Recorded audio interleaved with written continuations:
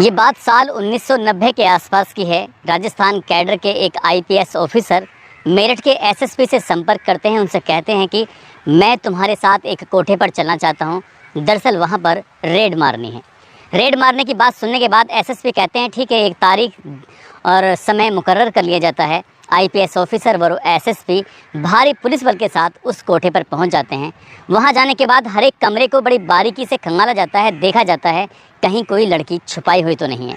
जब हर कमरे को देखा जाता है वहाँ कोई ऐसी लड़की मिलती ही नहीं है जिसको ये कह सकते हैं कि इसको ज़बरदस्ती उस कोठे पे लाकर रखा गया है, उससे धंधा कराया जा रहा है। और जैसे ही ये बात पुलिस हार थक कर बैठ जाती है और तभी उस कोठे की मालकिन से कहा जाता है कि बताओ तुमने लड़कियाँ कहाँ छुपा के रखी हुई हैं। जैसे ये बात आती है तभी कोठे की मालकिन कह उठती है कि राजस्थान से जो ये आईपीएस ऑफिसर आया है दरअसल इसी को पता है कि कहाँ पर लड़कियाँ छुपी हुई हैं। जिस तरह से तू तड़ाक करके वो एक आईपीएस ऑफिसर से कोठे की मालकिन बातचीत कर रही थी, एसएसपी को ये बात बहुत ज़्यादा ख़राब लगती है।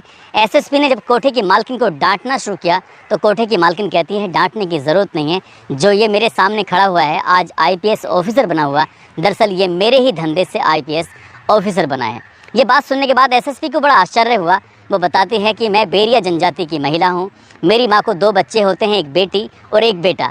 बेटी वो खुद होती है और बेटा जो आईपीएस ऑफिसर बनता है वो जब वो बेटी थोड़ी बड़ी होती है तो उसके बाद उस कोठे की जिम्मेदारी संभालती थी, वहाँ से पैसे कमाती थी। उसने अपने भाई को उस मेरठ के कोठे पे ना रख कर सीधा राजस्थान भेज दिया, अपने गांव भेज दिया। उससे कहा पूरी ईमानदारी पूरी शिद्दत से पढ़ाई करना और जितना तुम आगे बढ़ सकते हो उतना ही आगे बढ़ने की कोशिश करना। उस लड़के ने भी पूरी ईमानदारी से पढ़ाई की और पढ़ाई करने के बाद यूपीएससी का एग्ज़ाम क्लियर किया और आईपीएस ऑफिसर बन जाता है। वो आईपीएस ऑफिसर तो बनता है, जिस काम के लिए बनाया जाता है वो तो नहीं करता, लेकिन अपनी ही बहन के कोठे पर वो छापा पड़वा देता है, रेड डलवाता है। और जब इस रेड की बात लोगों को पता चलती है कि इस कोठे की मालकिन का जो भाई है वो आईपीएस ऑफिसर है तो लोगों को बड़ा आश्चर्य हो रहा था ये देखकर, ये सुनकर कि कोठे से गंदा काम करने के बाद भी उसने एक अच्छा काम किया। और जब और पड़ताल की गई तो पता चला कि उस महिला को 2 बेटियां पैदा होती हैं और दोनों ही बेटियां 12th क्लास में पढ़ रही थीं शहर के जाने माने स्कूल से।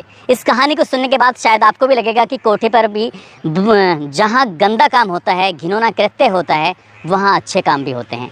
अगली कहानी जो मैं आपको सुनाने जा रहा हूँ, इस कहानी को सुनने के बाद आपको और भी ज़्यादा आश्चर्य होगा कि ऐसे ऐसे लोग भी कोठे पर रहते हैं। आज की जो सच्ची घटना मैं आपको सुनाने जा रहा हूँ, ये सच्ची घटना है उत्तर प्रदेश का एक ज़िला है गाज़ियाबाद और उसी का एक इलाका लगता है मुरादनगर। बात कर रहा हूँ 9 दिसंबर 2006 की। एक लड़की जिसकी उम्र लगभग 19 साल के आसपास रही होगी, उस लड़की का नाम मीना बहुत ही सीधी सज्जन सी लड़की थी। गांव के एक लड़के से बेइंतहा प्यार करती थी। उस लड़के के पास जाती है, जाकर कहती है कि कुछ भी हो जाए अब मुझे तुमसे शादी ही करनी है, कोई कितना ही रोकने की कोशिश करे, चाहे तुम कितना ही रोकने की कोशिश क्यों ना करो, मैं तुमसे शादी हर हाल में करके ही रहूँगी। वो लड़का कहता है कि तुम्हारी बुआ को शायद बुरा लगेगा इसलिए मैं शादी नहीं करना चाहता, लेकिन जब तुम ज़िद पर अड़ी हुई हो तो ठीक है, मैं तुम्हें एक एड्रेस देता हूँ, तुम उस पते पर पहुँचो और मैं वापस तुम्हारे पीछे पीछे आता हूँ। उसके बाद वहाँ जाकर हम निकाह कर लेंगे, शादी कर लेंगे और धूमधाम से अपनी ज़िंदगी जिएंगे। जैसे ही लड़की बात सुनती है, लड़की एकदम चेहरा खिल जाता है। सुबह के लगभग 10 बजे के आसपास का वक्त हो रहा था। उस लड़की को एक पर्ची दी जाती है, साथ ही 20 रुपये दिए जाते हैं। बस के अंदर बिठाया जाता है और लड़की जैसे ही मेरठ के बस स्टैंड पर आकर रुकती है, वहाँ रुकने के बाद उस लड़की ने एक रिक्शे वाले को पर्ची दिखाई और पर्ची दिखाते ही रिक्शे वाला समझ जाता है। उस लड़की को लेकर जाता है मेरठ के कबाड़ी बाज़ार। वो कबाड़ी बाज़ार जहाँ अलग अलग कोठों पर लड़कियाँ, महिलाएं धंधा करती थीं, पुरुषों के लिए काम करती थीं और ये बात उस लड़की को बिल्कुल भी नहीं पता थी। उस लड़की ने उस रिक्शे वाले को जो देना था वो दिया। उसके बाद सीधा वो कोठे पर जाती है और एक कोठे का नाम भी लिखा हुआ था, उसकी कोठे की मालकिन का भी नाम लिखा हुआ था। और जैसे ही उस कोठे पर पहुंचते ही वहाँ जाकर देखती है कि बहुत सारी लड़कियां हैं जो अलग अलग अच्छे अच्छे कपड़े पहने हुए हैं। लड़कियां तैयार होकर, कुछ तैयार हो चुकी थी तो कुछ तैयार होने की कोशिश कर रही थी। कोई मेकअप कर रही है, कोई एक दूसरे से बातचीत कर रही है, कोई खुश है तो कोई किसी का चेहरा उदास है। यहाँ के कोठे के अलग अलग रंग रूप देखने के बाद वो लड़की बड़ी सकुचाई सी, वो थोड़ी परेशान सी जाकर एक कोने में खड़ी हो जाती है। तभी उससे एक महिला पूछती है कि यहाँ तुम कैसे आई हो। जिस पर्ची को उसके प्रेमी ने दिया था, जिस पर्ची को उसके दोस्त ने दिया था, उसी पर्ची को दिखाते वो कहती है कि ये रही पर्ची, मुझे मेरे प्रेमी ने भेजा है, मुझे उससे शादी करनी है, शायद यहाँ तो और भी शादियाँ होने वाली हैं। जब ये शादी की बात सुनती है वो महिला, तो उस महिला को बड़ा आश्चर्य होता है।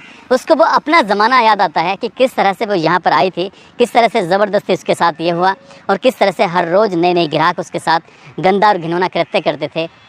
वो महिला जिसका नाम होता है गुड्डन, गुड्डन अपने कोठे की मालकिन होती है और वो अपनी जगह पर बैठ जाती है, सोचने लगती है कि उसकी ज़िंदगी की कितनी भयानक शुरुआत थी। तभी वो एक फ़ोन मिलाती है संकल्प संस्था की जो संस्थापक होती हैं अतुल शर्मा मैडम को। उन्हें फ़ोन मिलाकर कहती है कि तुम जहाँ भी कहीं हो, बस जितनी जल्दी हो सके बस मेरे पास आ जाओ। जैसे ही अतुल शर्मा ये बात सुनती हैं, वो सीधा पहुंच जाती हैं। उसके बाद उस लड़की से पूछा जाता है कि बेटा तुम यहाँ कैसे आई, तुम्हें यहाँ किसने भेजा, क्या बात है, क्या कहानी है तुम्हारे पीछे। जब ये कहानी की बात आती है तो वो बताती है कि मुरादनगर क्षेत्र में एक गांव लगता है। एक गांव में वो रहती थी। उसके पापा, उसकी माँ, उसके 2 भाई। माँ और पापा तो जब ख़त्म हो जाते हैं, जब वो महज 7 महीने की होती है, और जब माँ बाप ख़त्म हो जाते हैं तो उनकी जीने का कोई आसरा नहीं था। ऐसी स्थिति में जाएं तो कहाँ जाएं। तब उसकी बुआ ने, जो उसकी सगी फुप्पो होती है, उसकी सगी फुप्पो ने उसके दोनों भाइयों को और बहन को अपने साथ ले जाती है। धीरे धीरे बच्चे बड़े हो जाते हैं और ये लड़की ऐसा महसूस करने लगती है कि इस घर में उसको प्यार कम और उसके भाइयों को प्यार ज़्यादा मिल रहा था। क्योंकि जैसे ही बच्चे 18 साल क्रॉस कर जाते हैं, उनकी उम्र ज़्यादा हो जाती है, तभी बुआ अपनी 2 बेटियों की शादी अपने ही भाई के बच्चों से कर देती है। और जो लड़की होती है वो लड़की ऐसे ही रहने लगती है। ऐसा लग रहा था उसे जैसे कि अब लड़कों पे तो शुरू से बहुत अच्छे से ध्यान दिया गया, लेकिन लड़की पर ज़्यादा अच्छे से ध्यान नहीं दिया गया था। वो घर में रहती ज़रूर थी लेकिन गुमसुम रहती थी। तभी वो लड़की मुस्लिम समाज से बिलोंग करती थी। गाँव का ही एक हिंदू समाज का लड़का था, उससे उसकी मोहब्बत हो जाती है, उससे प्यार हो जाता है।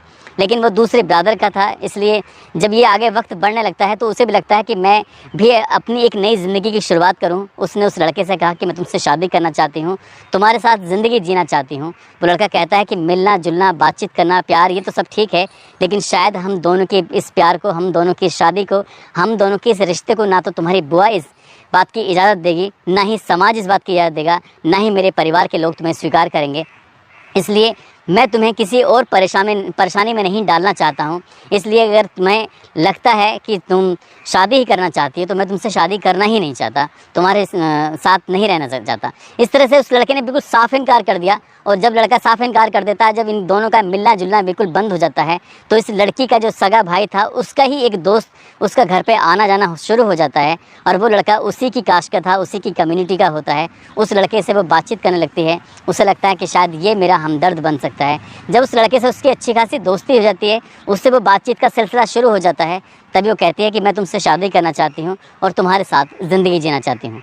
जैसे क्या वो लड़का शायद इसी बात को सुनने के लिए एग्री था, तैयार था, तभी उस लड़के ने कहा कि ठीक है, हम लोग शादी कर लेंगे, लेकिन यहाँ शादी करेंगे तो शायद तुम्हारी बुआ को, तुम्हारे भाइयों को इस बात पर बहुत ज़्यादा ऐतराज़ हो सकता है। ये एक पर्ची है, इस पर्ची को लेकर, और 20 रुपये जो उस लड़की को दिए थे, उस 20 रुपये को देकर उस लड़की को बस में बिठाया जाता है और वो लड़की चलते चलते पहुँच जाती है मेरठ के कबाड़ी बाज़ार में गुड्डन के कोठे पर। और जैसे वहाँ पहुँचती है, अपनी कहानी उस गुड्डन को बयां करती है। तभी गुड्डन संकल्प संस्था की मालकिन को बुलाती है, अतुल शर्मा को बुलाकर उस लड़की की पूरी कहानी सुनाती है। ये दोनों कहानी सुनने के बाद भावुक हो जाते हैं, रोने लगते हैं। तभी अतुल शर्मा उस गुड्डन से पूछती हैं कि तुमने इस लड़की को, जो तुम्हें अच्छे खासे कमाई करके दे सकती थी, तुम्हारी ये बहुत आगे हेल्प कर सकती थी, तुम आखिरकार इस लड़की को तुमने मेरे हवाले क्यों करना चाहती हो। तभी वो कहती है कि मैंने इस कोठे से कई बार निकलने की कोशिश की, कई बार यहाँ पर ऐसी लड़कियाँ आती हैं जो वाकई मजबूर होती हैं, कई बार ऐसी लड़कियाँ आती हैं जो पहले से बिक चुकी होती हैं।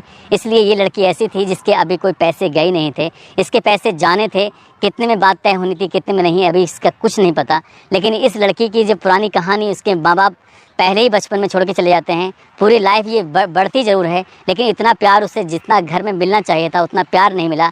और वो घर से निकली थी एक नई ज़िंदगी बनाने के लिए, कोठे पे आती है। और यहाँ भी अगर इसके साथ ऐसा ही होता तो शायद ये बहुत बड़ा पाप हो सकता था, ये बहुत बड़ा नुकसान हो सकता था। इसलिए इस लड़की को नई ज़िंदगी देने के लिए मैंने आपको बुलाया है। अतुल शर्मा जैसी ये बात सुनती हैं, उनकी बात सुनने के बाद गुड्डन की वो रोने लगती हैं। उन्हें बड़ा ऐसा लगता है कि इस कोठे पर भी कुछ इस तरह की बातें होती हैं। तभी उन्होंने साल 1990 की एक IPS ऑफिसर की वो कहानी सुनाई थी, जब एक IPS ऑफिसर ने अपनी ही बहन के कोठे पर रेड डाली थी, जबकि उसी कोठे की मालकिन ने अपने भाई को पढ़ा लिखा कर UPSC का एग्ज़ाम क्लियर कराने के बाद व्यक्ति को आईपीएस ऑफिसर बनाया, और जो बड़ा होता है बजाय अपनी बहन की हेल्प करने के वो अपनी ही बहन के कोठे पर रेड डलवा देता है। अतुल शर्मा उस लड़की को यानी कि मीना को लेके जाती हैं। ले जाने के बाद वो 2-3 दिन तक अपने घर पे रखती हैं। तब उसकी बुआ को बुलवाती हैं। बुआ को बुलवाने के बाद उससे पूरी कहानी बयां करती हैं, और बुआ को इस बात का बड़ा अफसोस होता है, एहसास होता है। वो कहती हैं कि मैंने तीनों बच्चों पर बराबर ध्यान दिया था, ना जाने क्यों इसको ऐसा लग रहा है कि मैंने इस पर कम ध्यान दिया। उसके बाद बुआ ने उसे अपने पास साथ लेके जाती हैं। उसकी धूमधाम से शादी करती हैं। वो लड़की आज भी एक अच्छी ज़िंदगी जी रही है, ठीक ठाक ज़िंदगी जी रही है। और एक लड़की जो कोठे पर जाकर बर्बाद हो सकती थी, बेकार हो सकती थी, उसकी ज़िंदगी बर्बाद होने से न केवल उस गुड्डन ने बल्कि अतुल शर्मा मैडम ने, दोनों ने ही पूरी ईमानदारी के साथ उसका साथ दिया, उसकी मदद की। दोस्तों, इस पूरे घटनाक्रम को सुनाने का उद्देश्य किसी को परेशान करना नहीं है, किसी का दिल दुखाना नहीं है, बल्कि आपको जागरूक करना है, आपको सचेत करना है। बात चाहे 1990 की हो, बात चाहे साल 2006 की हो, बात चाहे साल 2023 के आसपास की हो, धोखाधड़ी, फरेब, प्यार मोहब्बत के नाम पर छलना, ये तो खैर हमेशा से चला आ रहा है। और इस कहानी को सुनाने का उद्देश्य भी यही कि अगर आपको किसी भी तरह का कोई लालच दिया जाता है, खासकर लड़कियों को, तो वो किसी के बहकावे में, किसी के लालच में बिल्कुल भी ना आए। क्योंकि जितना घर से प्यार मिल सकता है, जितना परिवार के लोग, ब्लड रिलेशन वाले आपकी मदद कर सकते हैं, इतनी आपकी कोई गैर आदमी कभी मदद कर नहीं सकता। यदि कोई दिक्कत या परेशानी है तो घर में कोई ना कोई ऐसा सदस्य ज़रूर होता है जिससे अपने मन की, अपने दिल की बात की जा सकती है। और जब मन की और दिल की बात करते हैं तो मन हल्का हो जाता है, और कोई भी गलत कदम उठाने से आदमी पीछे हट जाता है। इसीलिए ये कहानियाँ सुनाई जाती हैं ताकि किसी बहन बेटी की ज़िंदगी आगे चल के बर्बाद ना हो। आप सब लोग अपना ख्याल रखें, सुरक्षित रहें। जय हिंद, जय भारत।